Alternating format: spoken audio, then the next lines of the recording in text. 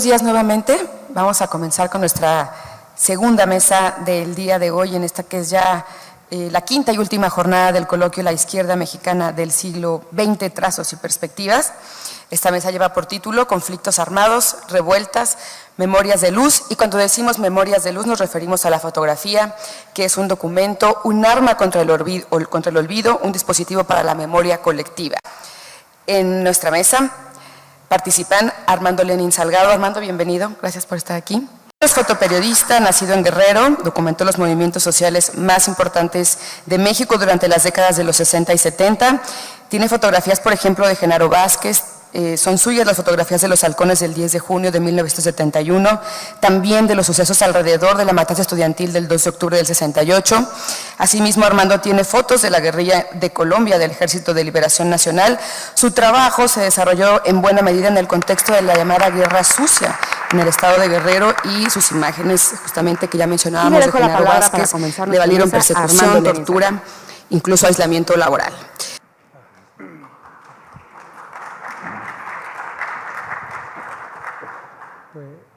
Bueno, sí, pues ahora que me agarraron fuera de lugar, ¿no? Estaba yo pensando en Rodrigo y en Marco Antonio, que iban a abrir estas ponencias, y de repente me dicen que yo, pues no sé qué pudiera decirse sobre mi trabajo ante maestros tan importantes como Marco Antonio, Rodrigo Moya y de otros tiempos, porque como ustedes pueden ver, ya estamos un tanto fuera de ser galanes, ¿verdad, Rodrigo? Y ya no la hacemos como eso, pero pues todavía tenemos ansiedad de vivir y de que nuestros ideales de otros tiempos se vayan forjando. Y precisamente este día, que es 11 de septiembre, pues es un día bastante importante, tanto fue como para Chile, como para la cuestión de las Torres Gemelas. Dice uno, bueno, pues después de tantas cosas que se han desarrollado en nuestras vidas, porque pues aquí Rodrigo, que fue para mí y seguirá siendo un gran maestro, pues no se diga en otros tiempos, grandes cuates y demás, y ahora que nos volvemos a ver después de un tiempecillo que no nos veíamos, que él ha estado enfermo y un servidor igual, pues digo, bueno, los tiempos no pasan de embalde, y la bola pues siempre llega. O sea, cuando le dicen, ¿por qué estás así? Pues por la bola, mano, pues ya no hay de otra. Y pues la verdad es que sí me agarraron un poco fuera de onda. Yo quería que después de que hablara Rodrigo, que es un personaje que tiene muchísimo que decir. Bueno, y ahora le damos la palabra a Armando Lenin Salgado. Armando, por favor, adelante. Muchas gracias a todos ustedes por ese aplauso. Como era de esperarse, y ahora sí ya más o menos ya tengo la onda de qué es lo que hay que hablar. Rodrigo es totalmente un personaje muy, muy importante, sacó toda una serie de situaciones que ya tiene más de medio siglo, y que muchos de ustedes, como él dijo, pues ni siquiera habían nacido, ni mucho menos. Marco Antonio, no se diga, está metido en uno de los mejores medios de comunicación, de lo más honesto que hay en este país. Y pues ya habiendo oído a Rodrigo, y él participó precisamente en muchísimas de las cuestiones de lo que él habló, nomás que es muy modesto y no dijo, pues yo soy el que hice esto y esto otro. Recuerdo todas esas fotos. Entonces, Rodrigo, para decirlo más fácilmente, fue mi maestro, porque es de lo más perfeccionista que he visto en fotógrafos. Él trabajaba con unas mamillas, y cuando tomó las fotos de Che Guevara, eso es lo que no dijo Rodrigo, porque él es un hombre muy, muy importante. Y decía yo, pero ¿cómo Rodrigo tomó estas fotos de Che Guevara con esas mamillas que son lentas y que no había nada de luz y quedaron perfectas, ¿no? Entonces, el perfeccionismo de Rodrigo es lo que más me ha gustado.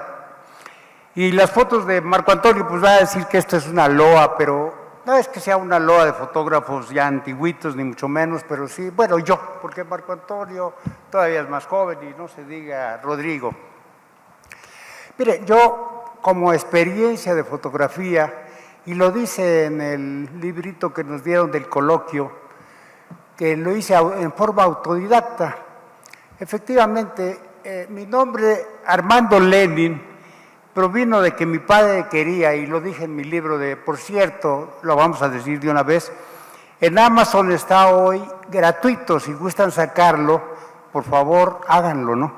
Y si les gusta, pues por ahí lo promueven. Regresando, Lenin lo tengo porque mi padre fue un gran admirador de Lenin. Y cuando me pongo a pensar en esas gentes que hicieron tanto por el mundo y que hoy en día de todas maneras el imperio, como lo estábamos viendo aquí, esas fotos que ven ustedes ahí, que están saliendo aquí atrás de mí, son las de un servidor. Digo, y se lo he dicho a muchas gentes, digo, ¿y cómo es posible? Trabajó años Carlos Marx y por su libro que cambió parte de la historia de la humanidad ganó $65. Digo, ¡ay Dios! ¿Cómo es posible que haya un hombre tan inteligente, 5 idiomas y tantas cosas más, le haya pasado esto? Entonces a nosotros hoy en día que estamos aquí y que se lo perdieron muchos de los que no vinieron a ver, porque pues oír a Rodrigo no fue nada sencillo, saber todo lo que él ha vivido, ese perfeccionismo que pues muchos de ustedes pues no van a comprender ya, porque hoy en día todo el mundo es fotógrafo, tiene una camarita o más bien tiene un móvil y ya con eso puede tomar todas las fotos que quiera y muchas veces salen tan perfectas o más que las de nosotros en otros tiempos, porque estábamos con ciertas presiones, no era como hoy en día que ya todo es digital y lo están viendo de inmediato. No, en ese tiempo, por ejemplo, esta foto que están viendo ustedes, pues creo que tomé 2 o 3 porque dije, si no, no van a salir, ¿no? Y se formaron todos esos guerrilleros y que tú llegues y regreses y revelaras y pues no había ni una sola toma, pues dije, qué barbaridad. Pero regresando a lo de Rodrigo, que planteaba que ningún fotógrafo pues se atrevía y además no les interesaba. Ellos estaban apapachados por gobierno, estaban apapachados por los directivos de seguridad, eran gente privilegiada, hasta la fecha lo hay. Son gente que no tiene por qué meterse a andar buscando pues cuestiones así como que están ustedes viendo aquí en la pantalla, que los halcones, ¿no? Los halcones fue un acto agresivo, asesino de parte de ellos, y como si nada, no importó que hicieran una matanza. Pero esto de la corrupción ha continuado, y ha continuado en tal forma que hoy en día hasta da tristeza saber que tantos y tantos muertos, miles allá, lo de Ayotzinapa, lo de otras cosas que han estado pasando en nuestro país, que nos está llevando cada vez a situaciones más críticas, donde dice uno, bueno, ¿en qué va a terminar la corrupción? ¿En dónde vamos a acabar? ¿Cómo se va a parar esto? Si es que se pudiera parar. De todas maneras tendrá que pararse, porque no hay mal que dure 100 años, ni enfermo que los aguante. Y a pesar de los siglos y de que el Imperio Romano tuvo 1000 años para seguir haciendo matanzas y masacres, de todas maneras terminó.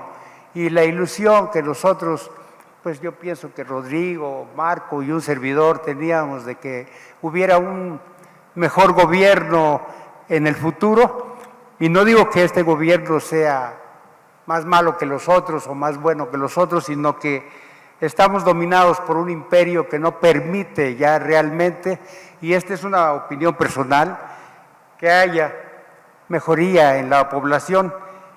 Yo me fui de aquí, de este Distrito Federal, porque viví 50 años y no encontraba para qué vivir, qué estar haciendo en una ciudad que todos los días cuando quería yo salir estaba completamente parada. Y sigue estando parada, llueve un poco más fuerte y ya se complica la cuestión del movimiento. Y los que tienen, bueno, pues a ellos no les importa, porque si llueve, ganan, si truena, ganan, y si no, de todas maneras ganan. Pero la gente pobre, la gente que tiene que trabajar para poder sacar avante a su familia, Si ya no se puede meter en el metro porque está atascado, tendría que esperar y tiene que llegar y decir, oiga, no podía yo llegar. Pues no le importa mucho a muchos de los patronos, que podría decirse lo hay, pues eso era lo que nosotros, tanto Rodrigo, Marco y un servidor, denunciábamos, yo denuncié mucho la cosa de cómo eran la gente, por decirlo, en los caciques de Sonora, la gente, hoy en día, los socios de allá de Veracruz, que los famosos socios de Veracruz tenían a las cuijes para que eran los que se dedicaban realmente a hacer el trabajo pesado y hacerlo todo, y ellos nada más se la pasaban disfrutando pues en los restaurantes, tomándose la cerveza helada, mientras aquellos estaban deslomándose para poder pues llevar algo a su casa, y no podía todo el tiempo tener ese trabajo, aunque fuera pesado, lo que fuera, no lo tenían, sino cada vez que a los socios, y que sigue siendo ese tipo de situación, y que pues hoy se está dando pues la cosa de que se ha agravado, y que ya el cinismo ya no es una cosa de vez en cuando, sino es un cinismo total. Entonces, los fotógrafos hoy en día arriesgan su vida, muchos de ellos, y todavía lo hacíamos nosotros en otros tiempos. Por decirlo, Rodrigo anduvo en las guerrillas de Colombia, más bien de Venezuela y de Guatemala, y en otras partes, y no lo dijo, y a mí me hubiera encantado que Rodrigo planteara, porque cuando salían las fotos de Rodrigo, de Venezuela y de Guatemala, estuvo con Tucio Lima, ¿cierto?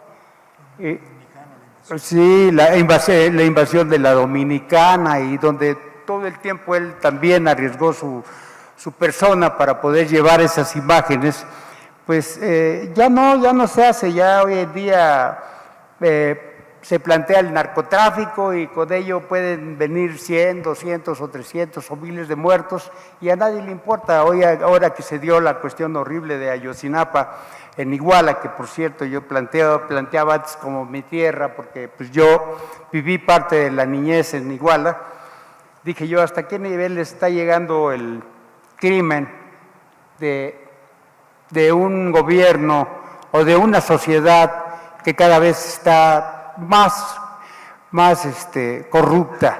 Porque eso es lo que está pasando. Nosotros estamos llegando a una corrupción que ya no nos espanta, que ya es parte de nosotros, y que decimos no puede hacer nada, no se puede hacer nada. Nosotros lo intentamos, o sea, la verdad es que sí intentamos. Marco Antonio lo sigue diciendo porque él todavía está en activo, pero pues Rodrigo, como desde hace tiempo dejó la fotografía, y un servidor, pues ya no hubo dónde hacer nada de fotografía, y yo quedé fichado, y además de que no hubo ningún otro medio en ese tiempo. La revista Sucesos desapareció, ya no había dónde yo meter imágenes. Hice, les repito de nuevo, un libro que se llama Una vida de guerra, está en Amazon, hoy está gratuito, el que quiera sacarlo, pues qué bueno, para que lo puedan leer, no está nada fastidioso. Platico lo de las guerrillas de Colombia, platico lo del asunto con Genaro Vázquez Rojas, cómo le hicimos para tomar las fotos de los halcones, cómo a mis andanzas por la República. A uno de los que le dediqué el libro más que nada fue a Rodrigo, porque Rodrigo fue para mí en esos tiempos un gran amigo, y sigue siéndolo, a pesar de que ya no estamos cercanos ni uno del otro, y pues por X circunstancias ya no tenemos medios donde publicar, al menos yo. Bueno, yo donde estoy haciendo un pequeño informativo que se llama Corre la Voz Pilcaya, pensando en pues ayudar en la cuestión, pero pues como todo está lleno de caciques, y ustedes eso pues aquí lo viven de otra forma, nosotros lo vivimos allá y lo vemos, y tenemos que pues ahora sí que limitarse, porque no es tan simple plantear en unos pueblos chicos, como dice el refrán, pueblo chico, infierno grande.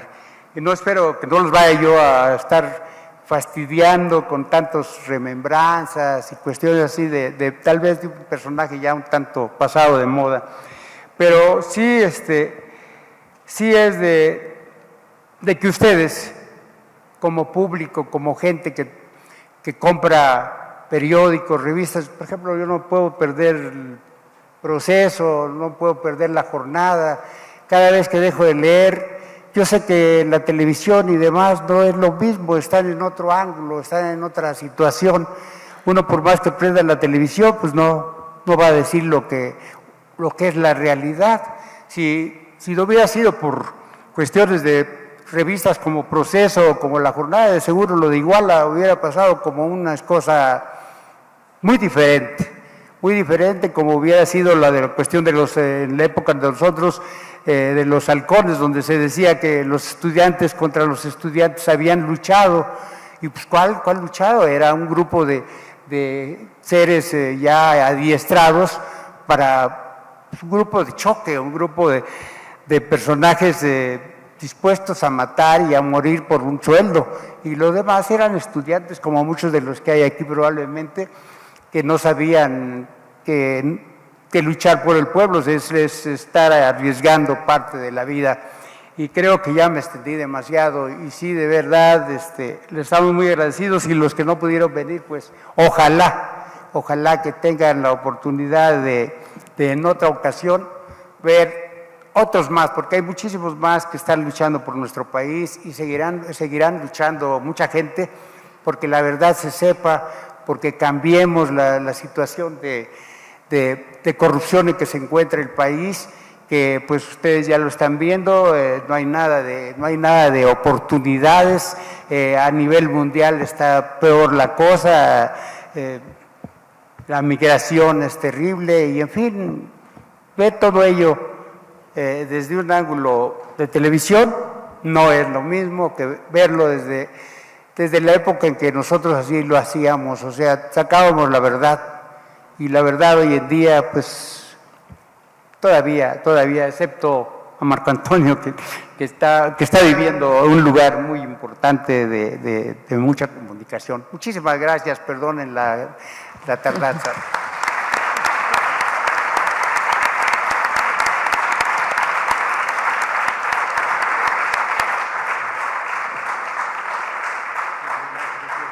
Muchas gracias a los tres, a Armando, a Marco Antonio y a Rodrigo.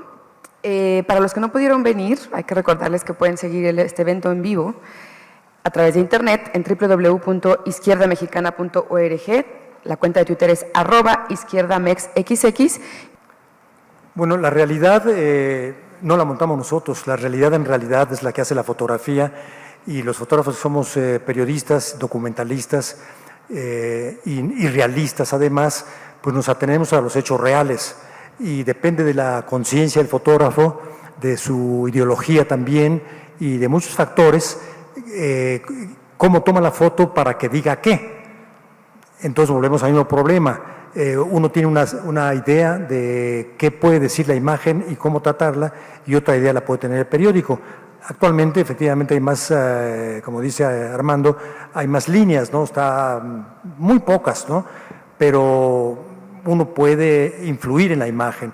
Es decir, no es que hay una fórmula, es simplemente dejarse llevar por la realidad, y, como digo mucho yo, emocionarse también con la realidad. Es decir, fotografiar emocionado, fotografiar participando en lo que se ve.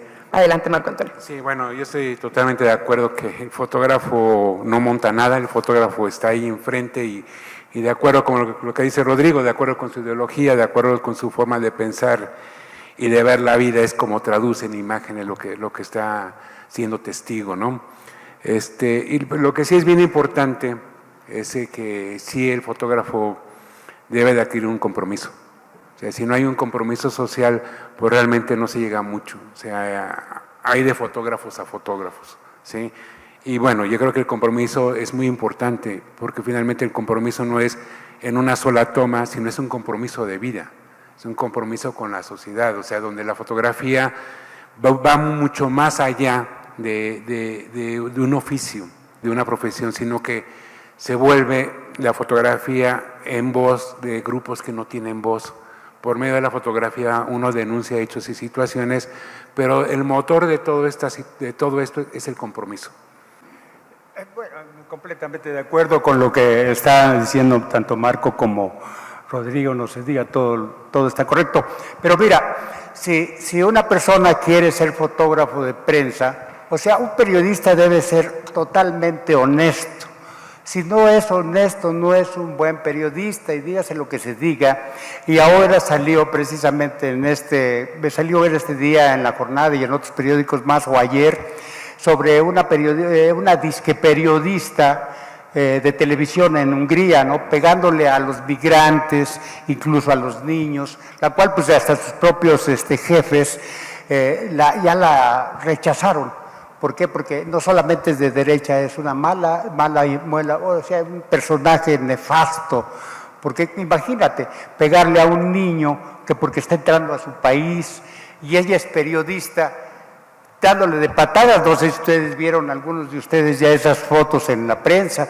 Entonces, tomar esas fotos es lo que hizo que se hubiera una denuncia y que sea precisamente para bien de esos pobres no migrantes, perdón, de esos refugiados que se están refugiando en algo que no lo provocaron ellos, es lo que estábamos diciendo, ¿no?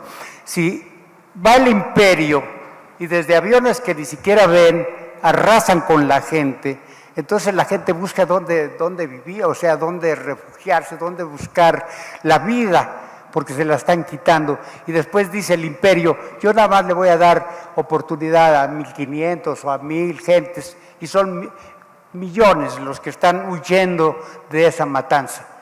Eso no está pasando en México, porque no nos están lanzando las bombas, pero sí nos están lanzando muchísimas cosas más que nos están apretando cada vez más totalmente en la cuestión económica y en todo nos está pasando. Entonces el periodista que no denuncie eso, no lo considero buen periodista, es una persona que está usurpando, porque esa es la palabra, usurpando un lugar que no debería de tener y que la gente debe de denunciarlo. Esa es nuestra idea. O sea, yo quería hacer honor a mi nombre de Lenin. Lenin había sido, cuando me puse a estudiar todas las proezas que había hecho Lenin, dije, bueno, por lo menos que pueda hacer algo también por lo mío, ¿no? Para que pueda, pues, trascender el mensaje, ¿sí? Esa era la verdad, ¿no? Me fui, después me fui porque no tenía dónde vivir. Hoy en día vivo donde vivo, se podría decir, luchando porque la desconcentración urbana que yo planteo y la planteé con mis amigos, no se hizo porque, bueno, yo ya lo hice. Precisamente hice una palabreja que se llama Duama. Duama quiere decir desconcentraciones urbanas, amigos del medio ambiente. Y ahí yo vivo con luz solar, tengo, por ejemplo, baño solar, algo que debe de hacer todo el mundo ya en las nuevas épocas. Porque dije, yo no puedo hacer ya nada aquí, ya no puedo denunciar. Antes denunciaba todo lo que podía denunciar, y sí, se puede decir que tenía un poco de resonancia. Oye, el otro día vi en La Jornada, ¿no?, un individuo que planteó una denuncia sobre que estaba llenándose de ratas Coyoacán, y dice que pues las autoridades fueron y les pusieron un chalequito a las ratas, así de broma, ¿no? Les pusieron un chalequito a las ratas y que con eso ya se estaba componiendo, o sea que el cinismo o la cuestión ya no les hacen caso a ninguna denuncia. Y esto ustedes lo deben saber, ¿no? La manera lean ustedes sobre lo que es un kibutz, porque Duama está más o menos sacado desde ese tipo de situación. El kibutz judío es algo que está sobreviviendo casi un siglo a algo que las cooperativas ya no han desaparecido. Están las cooperativas menonitas y otros más que ya perdieron su pureza, ya no tienen esa pureza, y hoy en día es muy difícil. Y se pueden desconcentrar siempre y cuando ustedes lean primero, antes que nada, cómo están constituidos los kibutzes. Y es que eso es lo que el Señor desea, ¿no? Y luego algunos de ustedes decir, bueno, ¿cómo voy a un pueblo nada más a enterrarme? Porque los pueblitos también no tienen ningún chiste, ¿no? Lo que pasa es que ustedes tienen que ser pioneros, o sea, los jóvenes principalmente, pioneros de algo nuevo, de algo verdaderamente fantástico. Buscar una salida. Eso es lo que yo planteo en desconcentraciones urbanas. Muchas gracias y perdón.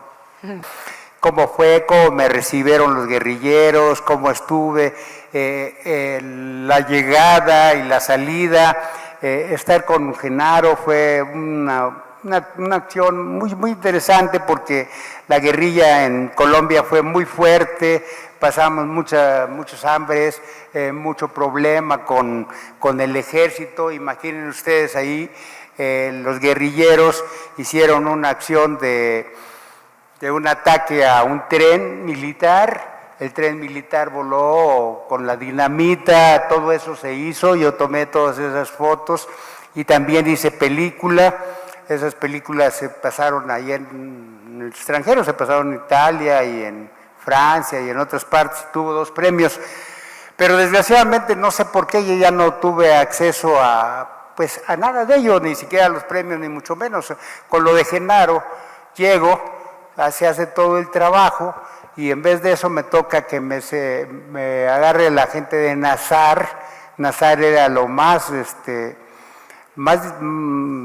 peligroso de esos tiempos oficialmente, era el represor número 1 del país y ese le daba a todo el mundo pozole. El pozole en ese tiempo era pozole, era meterlo al pozo a que se ahogara uno. Entonces yo estuve 10 días de ese plano de torturas y demás y pues ya quedé como marcado. Entonces cuando yo quería seguir siendo gran fotógrafo, según yo, y que ya había hecho lo de Genaro y que había hecho lo de los halcones y las guerrillas y cosas así, el movimiento estudiantil e incluso el bazucazo que hubo aquí en San Ildefonso, pues yo dije, yo sí puedo, yo voy a hacerlo, pero ya no. Entonces quedó cerrado para mí totalmente las puertas, ¿sí? Ya no pude meterme en ninguna situación de fotografía, porque como decíamos, no existía la jornada, no existía proceso en ese plano en que estábamos, estaba todavía Excelsior, que estaba acotado en cierta forma, por eso sacaron a Scherer, porque estaba Echeverría, ¿sí?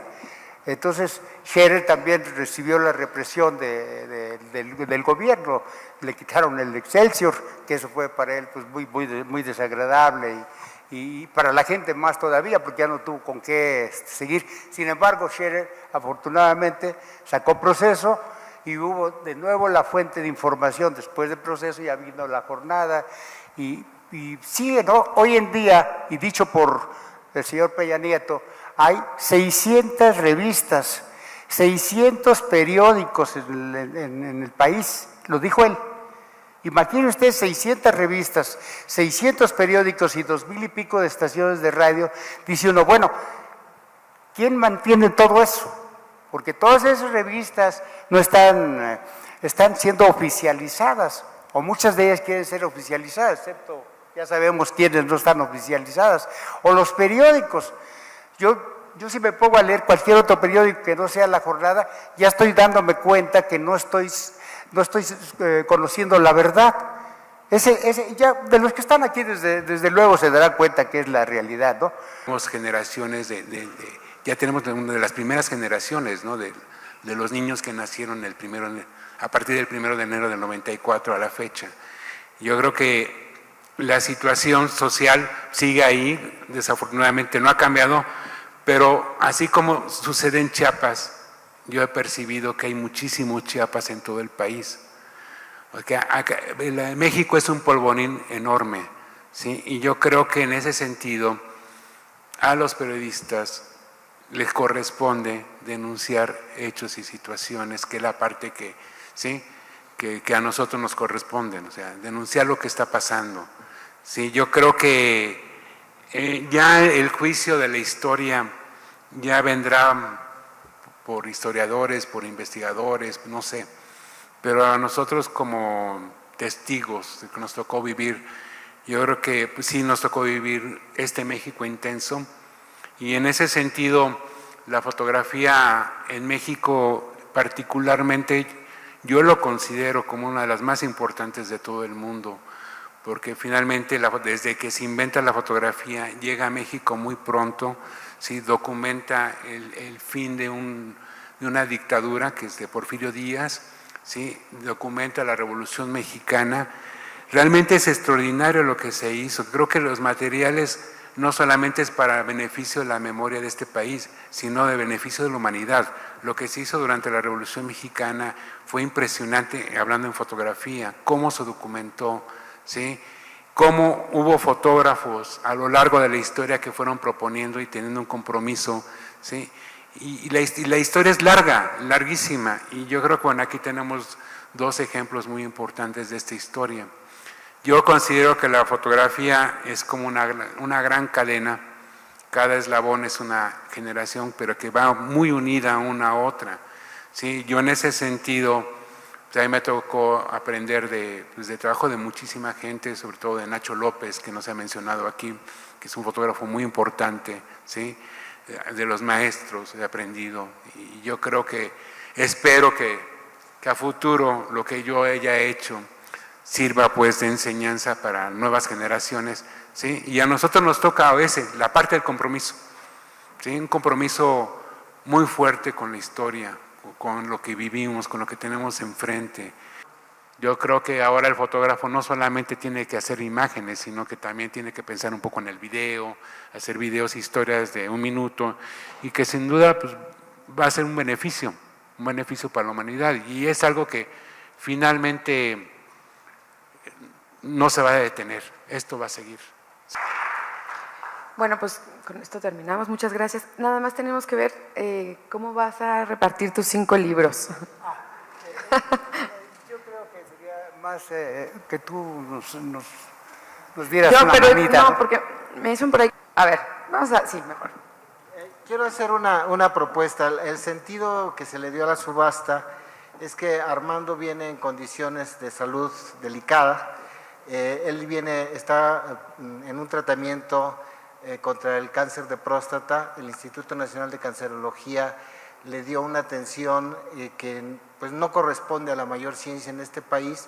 Afortunadamente, ayer el Instituto Cubano de Salud le dieron otras alternativas mucho más acordes a su sentido de la naturaleza. Entonces, el libro, quiero decirles, está gratis para todos los que están aquí a través de internet. Solamente tienen que entrar a Amazon, poner Armando Salgado, Una vida en guerra, y el libro hoy hasta las 12 de la noche es gratuito para todos ustedes. Ahora bien, en el sentido de brindarle un apoyo a Armando para los gastos que está teniendo que realizar, él lleva 20 años que no trabaja para un medio.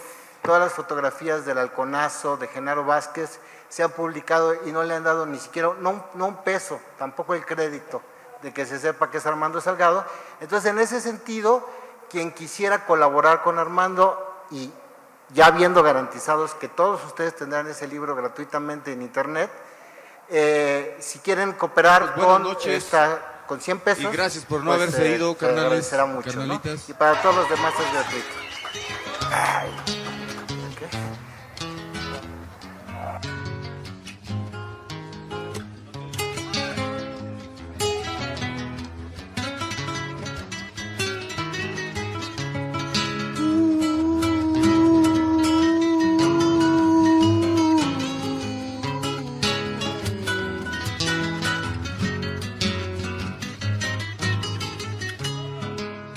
Metros, 3 pulgadas, 8 octavos, 16, 1 milímetro espesor. La lámina corrió